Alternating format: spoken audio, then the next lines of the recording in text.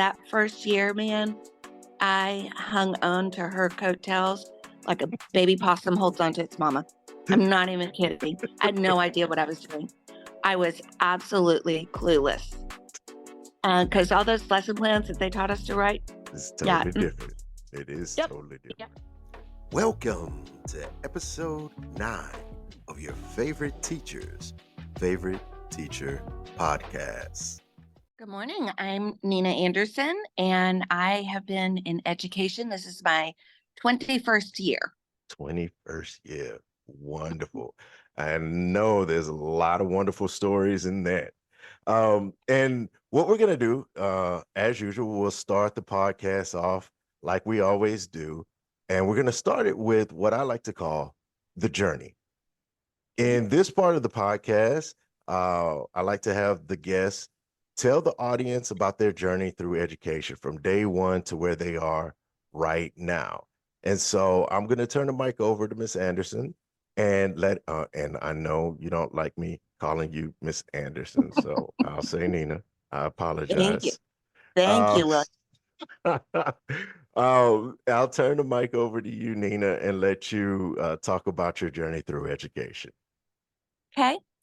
I think we're going to have to rewind back to when I graduated from high school. Oh, Can okay. I go that far back? Yes, Because sure. it's important. It's an important piece to my journey. Throughout high school, academics came fairly easy to me. Mm. I was in, at that time, it was called honors courses. And I was one of those kids that could sit outside in the hallway. I don't know. We must have had 15-minute passing periods. I don't know. Yeah, but I could do my homework. I could whip out an essay in 15 minutes and earn an A on it. I suspect, though, that those essays didn't get read. Um, Actually, I know that I have confirmation on it because when I was a senior, my girlfriends and I all wrote an essay on Don Quixote. Mm-hmm. And within that essay, we buried lines that made no sense to the essay. and we still got A's on it. So that's a piece of my journey right there is the time spent on something, Yeah. and then the was it really that important? Well, But that teacher probably knew how amazing of a writer you were. It was just like, I I'm going to give her an A. I absolutely was not.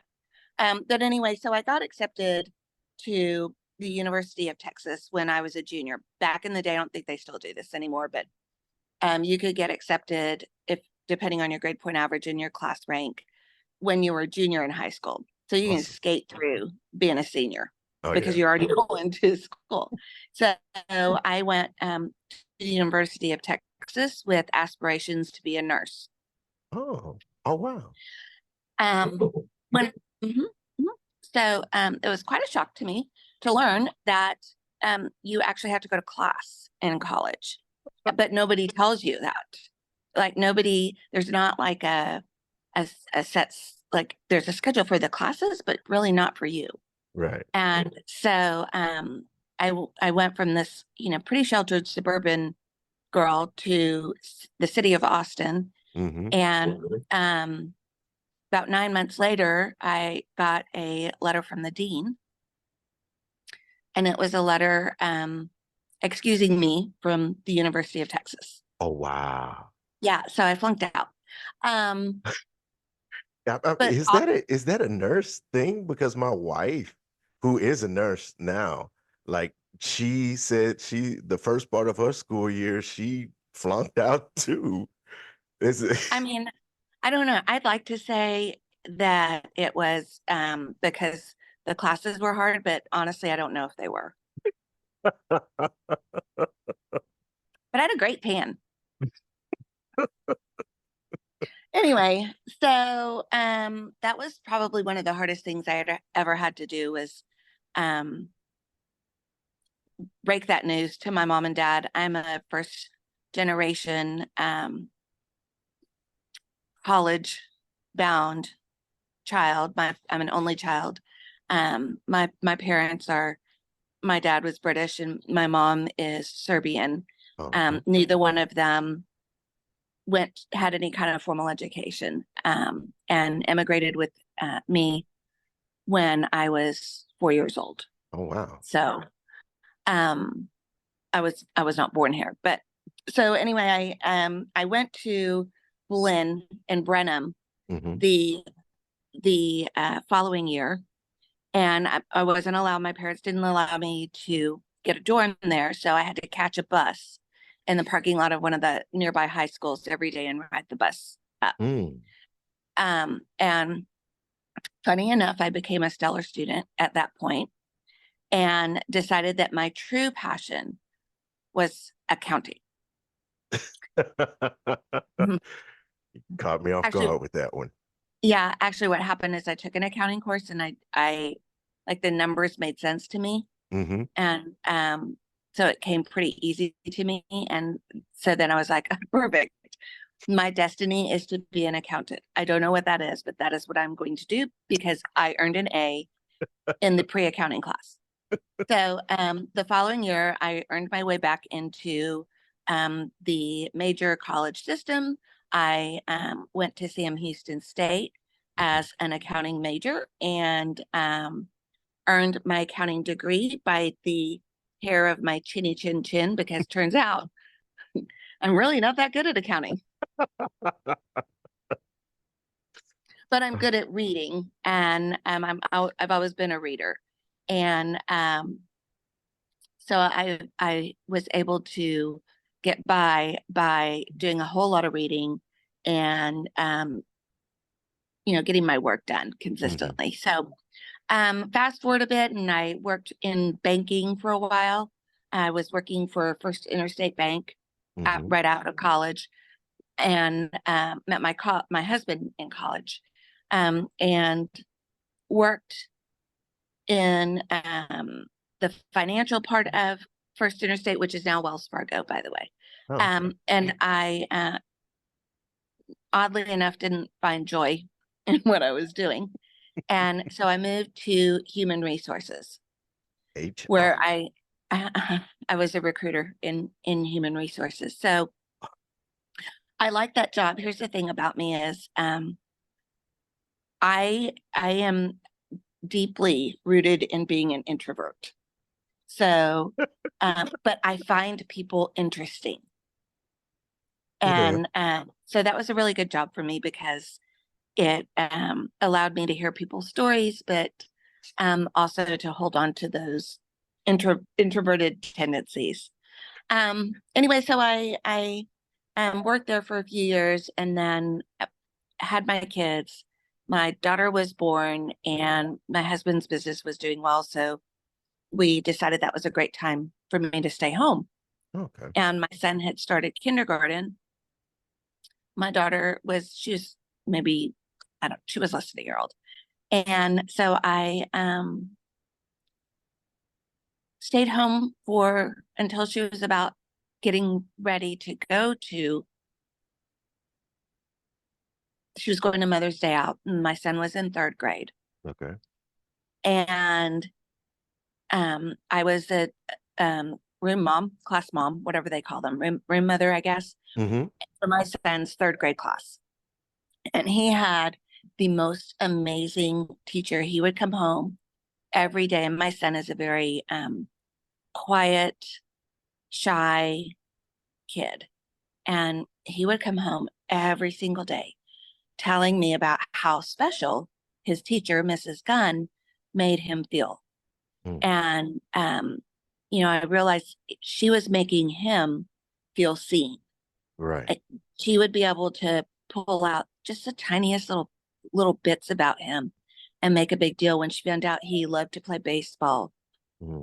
That she was like, oh my gosh, I am a huge Astros fan. I mean, worked so hard. And I would go up to the school is when we were allowed to take our kids, our younger siblings up and work in the school. And I just loved being there. I loved even the tiniest, and being a room mother is an important job or class mom. Right. Um, because it's so helpful to teachers. Um, and just the ability to know that I was doing a little bit of something to Hmm. help them out. And I something just started tugging at me, you Mm. know, and I asked my mom, who my mom and dad live close by, and I said, I really feel like I want to start back to work. And they were like, oh, good. Are you going to go back to the bank? And I was like, nope, I am going to go substitute. Ooh, what did they say about that? They were fine with it, and because it Okay. wasn't a daily gig until it became a daily gig. Um, and so I subbed for as often as I could, Hmm. and my parents kept my daughter and um, had a wonderful time. All my experiences in the schools were phenomenal, and you could just feel how the kids would miss their teachers when they were gone. And I just kept thinking, my gosh, I want to be that person. Like, I want to be someone who makes such an important impact on these kids because like these are core memories for them, right? It is. And knowing that their interactions with those humans they're looking up to every day is so important to their lives. And I was like, okay, well, I have an accounting degree, I can be a teacher. What you can't. Mm, mm-mm. You have to be certified. Yep. And, or at that time, you had to be certified. And so I looked into certifications. I am a learner, I'm constantly learning. Hmm. And when I found out that the University of Houston at the main campus had a program for um, people who held degrees who wanted to get a teacher certification. And so it was the whole sort of it was like going to school to get your undergraduate, Yeah. except for the student teaching part. And so I went back to school, went to the University of Houston, and earned my certification in 2 years with two small kids at home. Wow. Had a lot of support from my husband and my parents. Hmm. Went full time in the summertime. I actually took my kids up to University of Houston with me, and they would sit out in the hall while I was going to classes. Oh, And wow. yeah, they're almost 5 years apart. So my son was really such a good helper with his little sister at that time, and they were just well behaved, so nobody ever said anything. Right. Um, so I got my certification, and I started at one of the local junior highs, Hmm. and but I couldn't get in at the time because I graduated or got my finished my tests and all that, and so I was done and ready by December.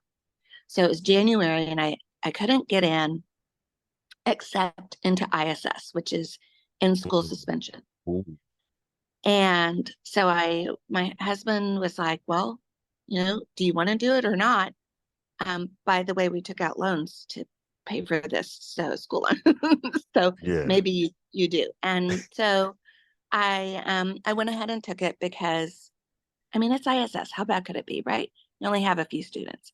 Ooh. Um, and so I did. I took it, and um, then in May I was accessed from that campus, and I ended up with. I mean, it was my dream job, teaching reading. Awesome. We didn't teach reading and writing at the same time at one of the oldest junior highs in our school district. Hmm. And that is where I met um, Lisa White. She was Lisa Marsh at the time. Miss And White. that first year, man, I hung on to her coattails like a baby possum holds onto its mama. I'm not even kidding. I had no idea what I was doing. I was absolutely clueless because all those lesson plans that they taught us to write, It's yeah, totally different. It is yep, totally yep, different. yeah. And I've done some long-term sub jobs, nothing, there's nothing like actually being the classroom teacher. And Yes. now I'm like, okay, hold on. When I said that I wanted to make an impact, I didn't actually mean on 140 kids. Um, my first year, like, can we, because ISS hardly ever had any kids in the school I was in. So Right. But it was amazing. And I learned so much from Lisa and Glenn Welsh. He is still teaching at that school. Hmm. Lisa's still at that school. I learned so much from Glenn. He made such a huge impact on me. He can be a little curmudgeonly, and he would agree with me. Um, but I learned so much about writing from him. Right. I learned so much from Lisa about engaging our kids and helping make those connections. It was incredible, absolutely incredible. And I stayed there for about 7 years. Okay. And then our school district decided that they were going to have these positions called instructional coaches. Mm-hmm. I told you I was a learner. Mm-hmm. And so, in the role of an instructional coach, there's a lot of learning that happens in order to share that learning with the teachers who you coach. And it's, ideally, well, not ideally, but the position is similar to an athletic coach, Mm-hmm. right? Where we're there to help hone skills and Yes. partner with teachers um, as they learn and grow. Hmm. And so I became an instructional coach on a campus closer to my house, but opposite from my where my heart was. Um, and I stayed there for about 4 or 5 years, and the curriculum coordinator position came open in our school district, and that's how I landed in the job I am in now. And I still feel like I'm new at it, and I guess this is probably my sixth year in that job. Well, you But are that's how I downright and phenomenal at that well, job. thanks. I I am able to make it day by day because of you. So, You and you you would figure it out. no, no, I'm still questioning myself. But Oh, me you, too. you, So welcome. you brought up a great point earlier about being prepared. Um, I liken it to my military career. They send us to these military occupational specialty schools, a mouthful. And we're there. Mine was like 9 months.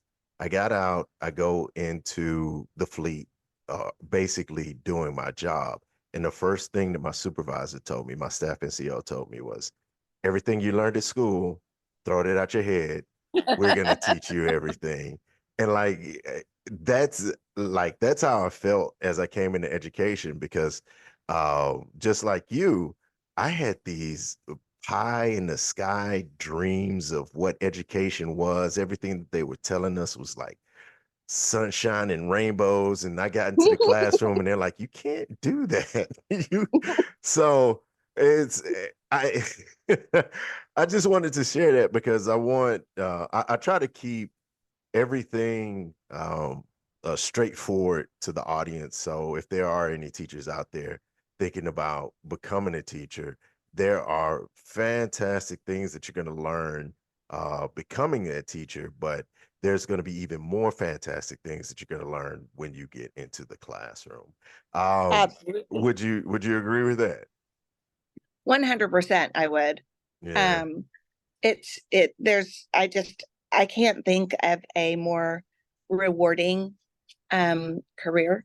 Hmm. And, well, staying home with my kids was also very rewarding, um, but Yes, of that course is that's, true. it's personal preference, I guess, but, um, Well, and you say rewarding, which kind of leads us into the next part of the podcast, the yin and the yang. So our best day as an educator and our worst day as an educator. And I know our best days can be one of, just downright rewarding. But what I like to do is make sure that we end on a good note. So when I have the guests do this, I ask them to start off with that, worst day as an educator, and then on a happy note, end it off with your best day as an educator. So I'm going to turn the mic over to you and let you talk about those 2 days. And if it's more that you want to talk about, you can do that as well. Just tell the audience about your worst and best day as an educator. So, my mind immediately goes to the pandemic, Oh, yes. Yes. but I think I'm going to go further back. Okay. My first year in my current role, Hmm. Harvey hit. Oh, yeah. And Harvey was like across our city, was devastating. Hmm. And I think that the morning after the storm was probably my worst day in education because we had to close our schools. Hmm. We lost an entire school. We had to rebuild it from the ground up, Wow. basically. So many of our children lost their homes because of the floodwaters, Hmm. and so many of their lives were turned upside down.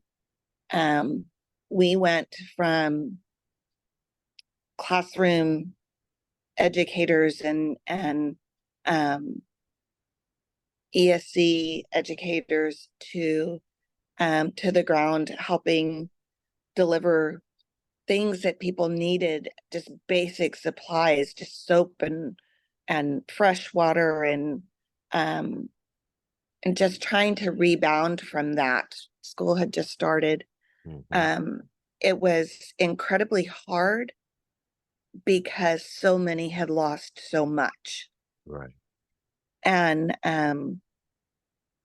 I think that really hits, that was probably, and that's obviously more than one day, Right. right? Right. Right. Um, as was the pandemic. The difference, I think, between Harvey and the pandemic is um,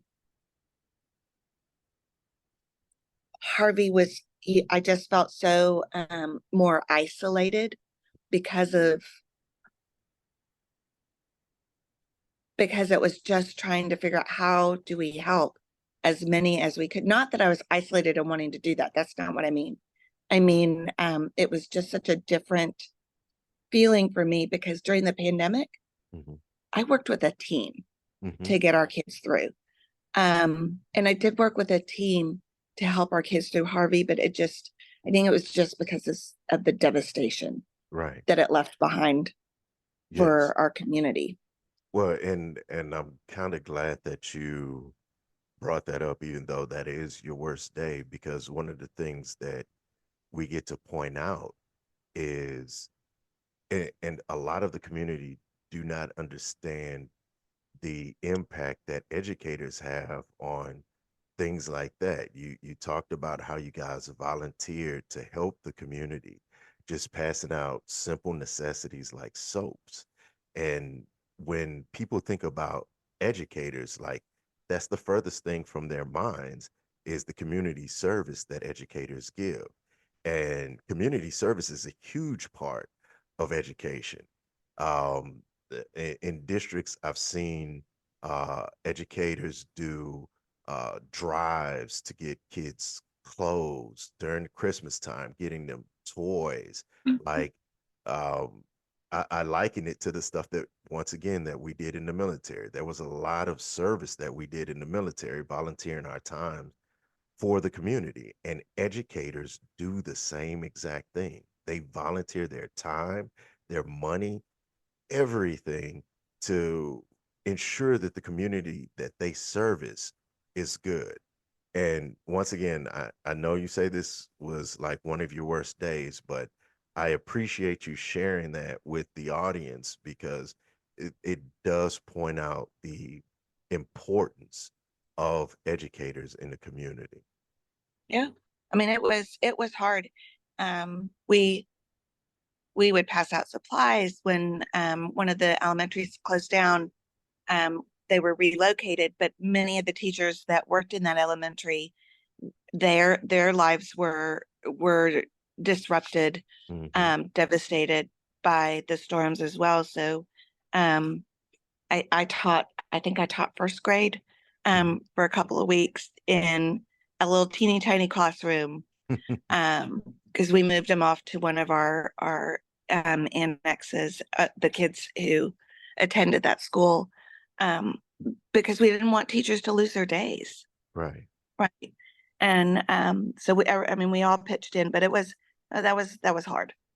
It wasn't. It was hard because of what was happening. Right. So Right. There's a lot of emotions that go into it, a lot of uh, uh effort, a lot of time. So mm, yes, I totally get that. I totally mhm. understand that. What about your best day? Okay, see, that's the hard one for me, It's because right? it's so many of them, right? Yeah, I mean, really, it is. It is. I think about the best day when I was back in my classroom Hmm. and it was my first year of teaching and man, I don't know, I guess the principal at the time, he was transitioning out and he must have been like, yeah, let's see what this lady can do because this is my second career, right? Uh-huh. And so I was a little bit older than almost everybody, and so I guess I don't, and I know it's not true. It's always just how the schedule is built, but I just felt like I had um every okay, so you think about those kids that are full of personality, man, Right. right? Um, and they are, that they're going to do well because of their personality. Mhm. But when they're 12 and you need them to just for a second listen. I mean, I'm going to talk to you for maybe 7 minutes. I just need you to mm, mm-mm, mm-mm. No. Um, but so I had I don't know 140 of kids anyway. It Uh-huh. was hard. It was hard that first year for me, and I had a kid. I'll never forget his name. I'm not going to say it though. Right, right. Um, he's a bright guy. I mean, smart as a whip. He was I taught both pre-AP and academic classes, and he was in an academic class and just consistently did not do well because he didn't do anything, Right. right? When he would read, he was a reader. He Mm. was a reader. I think he was really a closet reader. I don't think he wanted his friends to know he was a reader. Um, the connections that he could make to what he was reading were just incredible. And when he was in class and he would write, Mhm. his writing, it just came so naturally to him. Um, but then he just didn't turn anything in. And so he failed. And it wasn't just my class. He Mhm. failed the year. And so they retained him. Okay. And at the end of the year, I had a ongoing conversation with his mom, and when we realized that he was going to be retained, um, she said, "I know that you have had him for a whole year, and I know that it's probably against the rules, but I want you to have him again." Mm. And I said, "Okay, I will make that deal with you, but I want him to move to pre-IP." Mm. And she was like, why he wasn't successful in academic. And I said, right, he wasn't successful not because he couldn't do the work. He wasn't successful because he didn't do the work. Mm. So even if he doesn't turn anything in, if he's in pre-AP, I'm going to be able to challenge him a little bit more. Right. And so she agreed. She's like, I mean, fine, whatever. I don't, that's fine. And as soon as he found out that she and I had had that conversation, that kid was a different kid. Really? And that was really when I realized, when kids know that you believe in them, Mhm. they begin to believe in themselves. Right. So maybe that was my best day, but I've had a lot since then. Yeah, well, I mean, you to be able to tell the story of how you turned a student around like that, um, eh, to all the No, teachers that no, I I know, didn't do it, right? All I did was believe. just make It was on him. you recognized it and you acknowledged it, and the kid made the change. Mhm, And like that to me is a dream come true as an educator. Um, I to me, one of the hardest things is to see the potential in students and they don't see that potential in themselves or they don't act on that potential. Like that is the hardest thing to watch a student who can perform up here but just refuses to, and society sees them on a much lower level. Like that's hard to me to watch that happen and not get the student to understand what they mhm. can do. Um, yeah, whew, that's a I would love great. to tell you though that he, turned around and made straight A's through the rest of that following year. He absolutely did not, but um he he did turn in probably half of his stuff. So he Well, made it and through successfully. I mean, okay. So here's the thing. Personal story. I I had an English teacher, which I will tell this story when I interview myself for my favorite teacher's favorite teacher podcast. But he showed me and a couple of other students that he truly believed in me. Now, I didn't turn around that school year and make straight A's. Um, Matter of fact, I didn't turn around for years to come. But it was years later when I was in the military that his words reverberated in my head, and it did change me later on as an adult to because I understood what he said later on. And I say that to say this to you, maybe that kid didn't make straight A's, but when they know that you care, like you become that voice in their head later on in life. And because of what you did for him, who knows? This kid may come up with the cure for cancer. I don't know. But I think he's uh, a real estate agent. I do. And I think that because one of my friends has a daughter that's his age, that was his age. uh-huh. And at some point, and this has been a few years ago now, Mhm. he said, I don't know how my name came up, who even knows? And he's like, oh my gosh, will you please tell her I'm sorry? And he remembered you. Look at that. Look at that. You are that voice in his head. Yeah. Oh, okay. So that you ended up becoming one of his favorite teachers, which leads us Oh, into I don't know about that, but well, I was trying to do a nice segue into the next portion. The namesake of the podcast, which is your favorite teacher's favorite teacher. And so, in this portion of the podcast, I just like you to share with the audience teachers that may have had an impact on you. Could have been when you were younger, could have been since we're in education, could have been somebody while we were in education, like Miss White. But just any teacher that has made an impact on your life and what that's meant to you. This is your opportunity to give them their roses. Sally Gunn, she Okay. was my third grade teacher. She is the reason that I got into education Awesome. because I wanted to be somebody like her Okay. because of the connections that she made with him. Lisa White, who got me to really understand what it meant to be a teacher. Mhm. Glenn Welsh, who helped me so much learn what it is to be not well to be a writer, but also to be a writing teacher.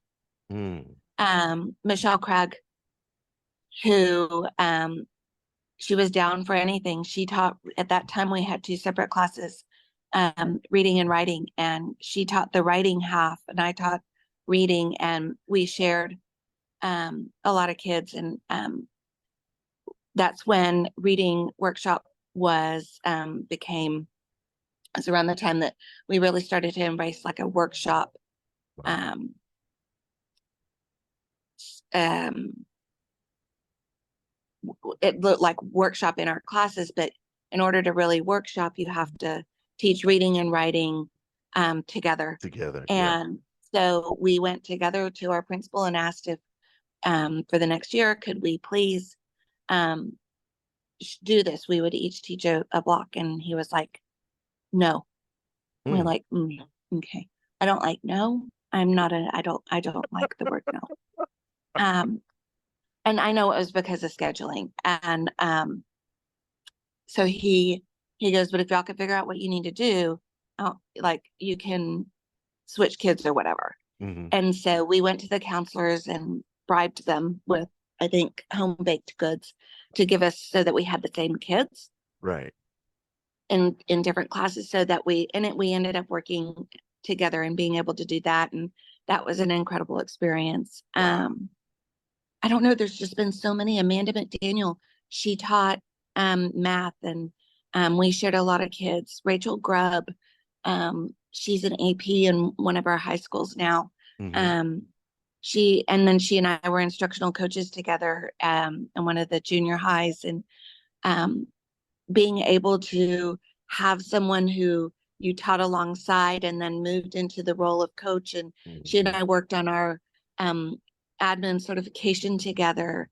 Um, she's just an incredible human being, such a great educator. Kevin LaFollette, he teaches history in a high school now. Oh, wow. He You was know an LaFollette? I instructional. know him. Yeah. Oh my gosh. Yes. He's incredible. All of the instructional coaches that I work with right now are teach me so much Hmm. in every interaction. You know, I just learn so much. Wow. I can't, that's the problem, right? Is Yes. there's so many of my favorite teachers. Yeah. I I mean, can't, it's not, and it, that's not a fair question, William. I Let's just, apologize. I do I just, apologize. man, because I could just go on and on about all of this. Oh, wow. My daughter, I I bet you'd mean, love to hear that. she's Lauren Calvert. She stays home with her kids right now. She's a home engineer, I think is Mm. what she calls herself. I don't know. Um, but she was an incredible educator. She um just a phenomenal educator. My son, he's not an educator, but he has taught me so much about ambition and drive and passion. Oh, Um, my husband, he's not an educator, but I don't know. I just he well, he is he is like, you know, do you want to break out into Celine Dion? I can. go You know, ahead. I'm not. Go, no, go ahead. Go You ahead. know, I mean, I can't get that high. Also, I've only had one cup of coffee this morning, so um, but he has supported me in everything I do, Yeah. uh, Well, and and that is the I learned thing. so much from him. You know, One of the very first episodes, well, the first two episodes, I interviewed my good friends, and one of our good friends, his father was like one of my favorite teachers, even though he was not in education at all. He mentored us growing up as men, and you know, just because we're saying teacher doesn't mean that it has to be somebody in education. But, no. but, but let me ask you this, since you brought this up. Um, how does it feel to have your daughter follow in your footsteps and become an educator? Like, how did that make you feel when, like, she first came to you and was like, I want to do education? Well, she was 7. I am so sorry. That probably was very loud in the headphones. 7 years old when Yeah, she she was said, 7. "Wow." Um, we had a spare room in our house, Mm-hmm. and it was her classroom for all of her stuffed Wow. animals and her dolls.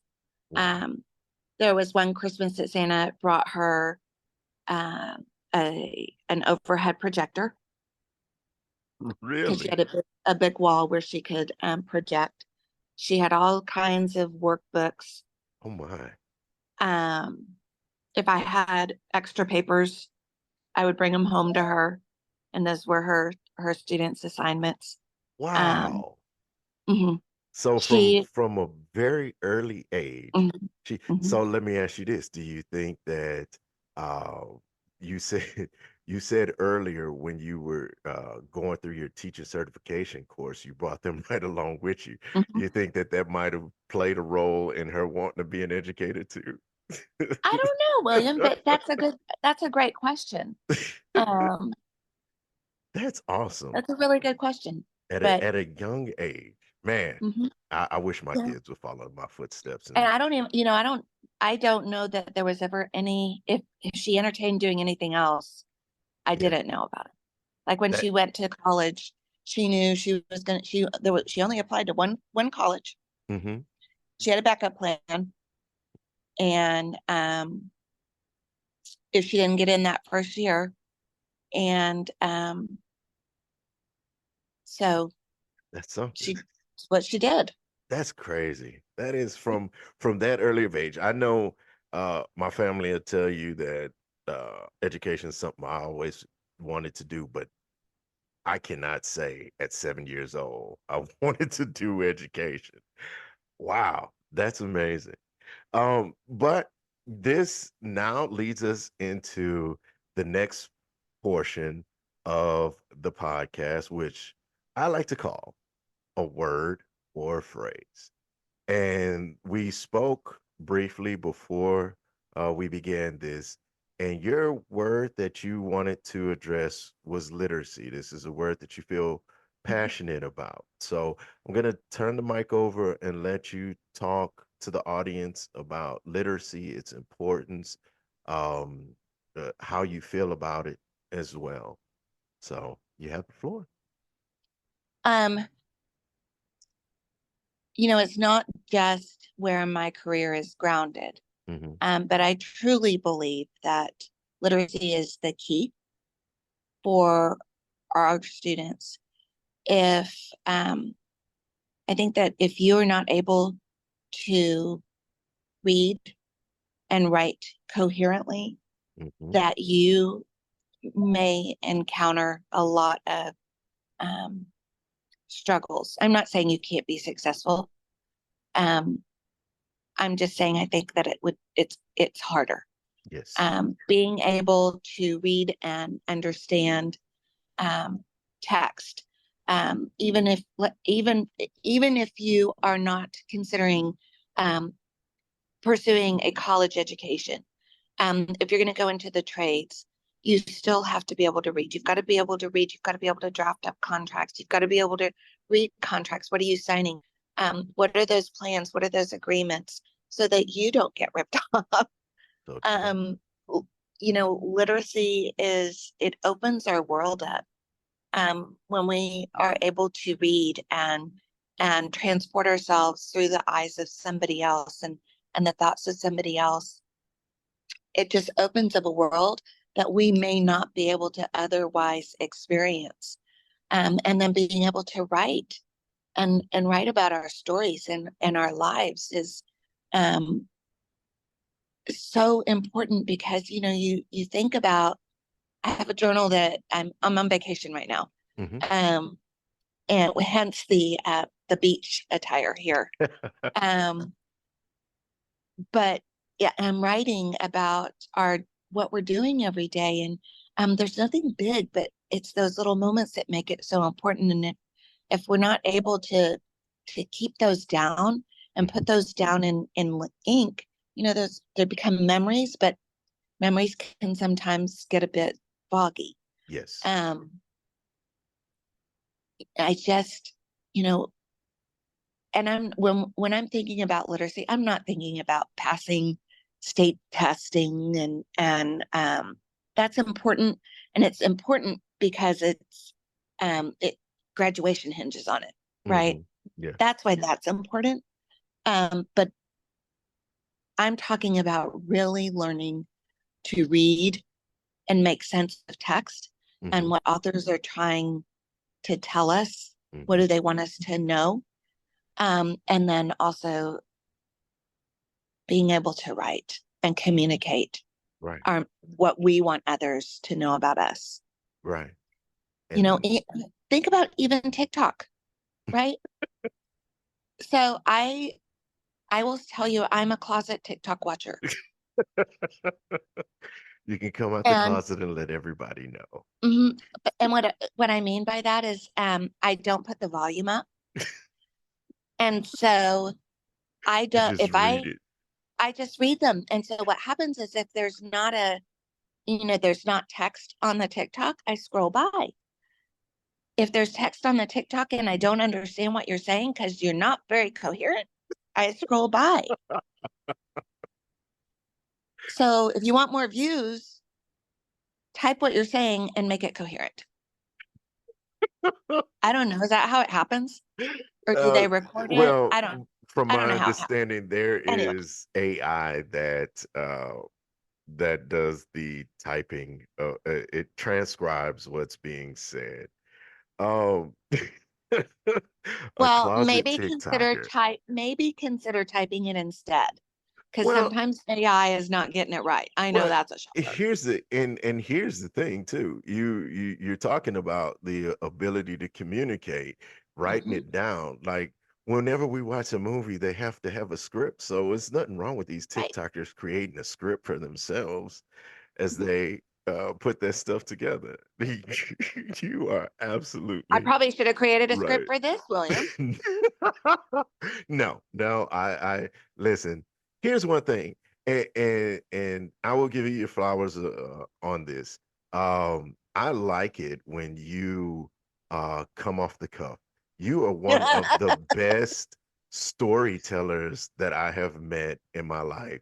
You like when we have our IC Fridays and you are giving us stories, it's just like I hang on every word that you say. And like Oh gosh. it Okay. is no, you Now I'm are going back. I'm like, oh gosh, what stories am I telling you today? no, they're great. They are fantastic. I love them. Um yes, literacy all the points that you made, I 110% agree.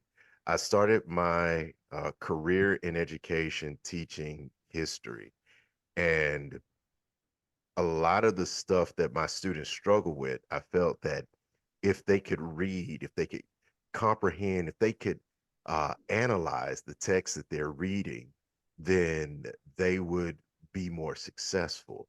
And I look at society today, and a lot of people in society today are, for lack of a better term, like they're hoodwinked, bamboozled by the media telling them different things because the stuff that we read, we don't take time to analyze it. We don't take time to truly understand what the text is saying.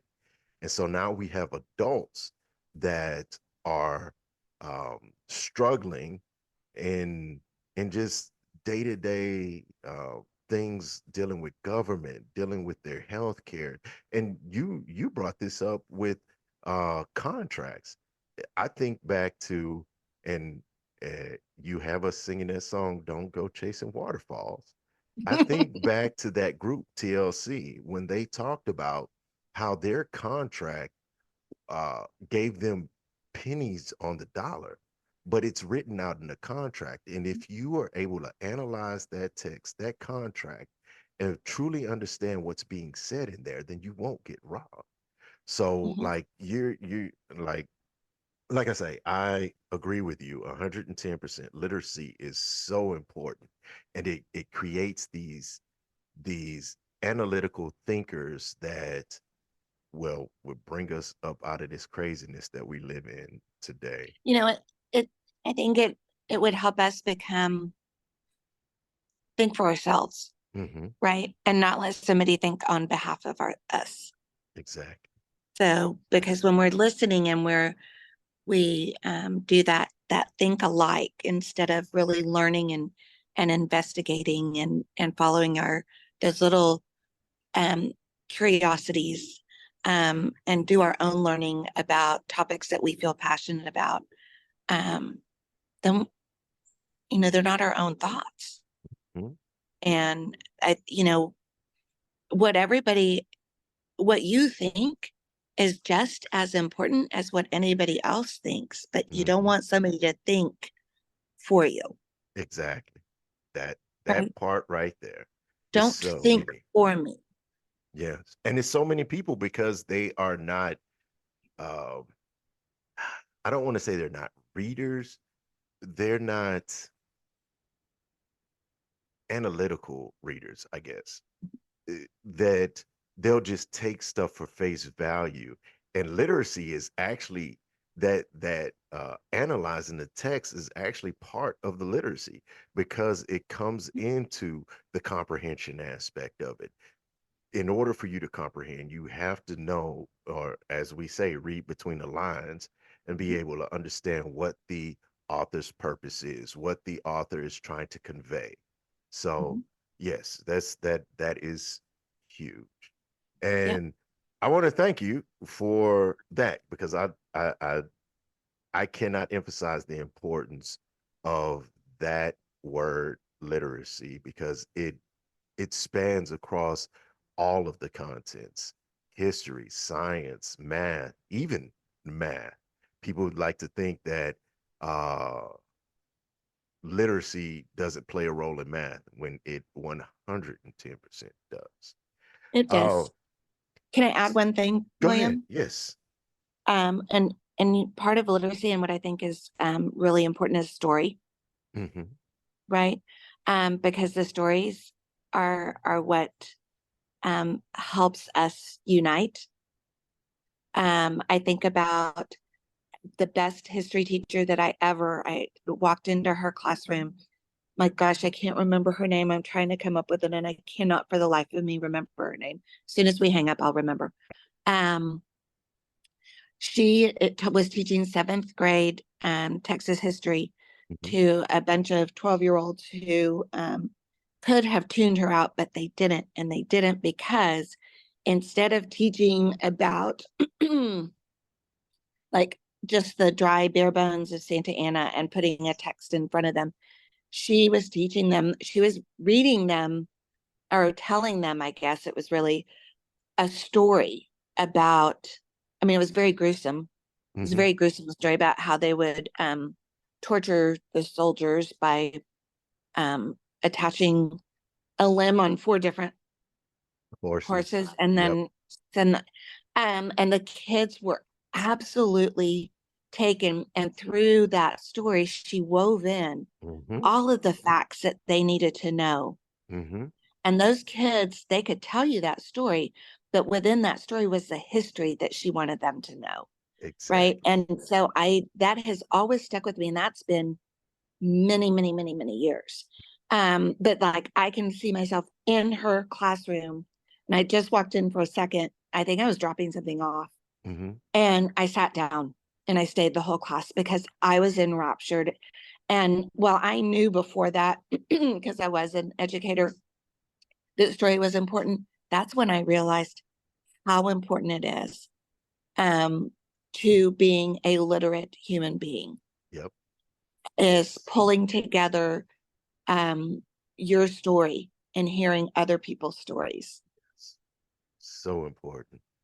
Hence why we have your favorite teacher podcast. These stories are important. They, I mean, especially in today's society, I really want to get all of these teachers' messages out and their stories out to the public because people just think that all we do is teach.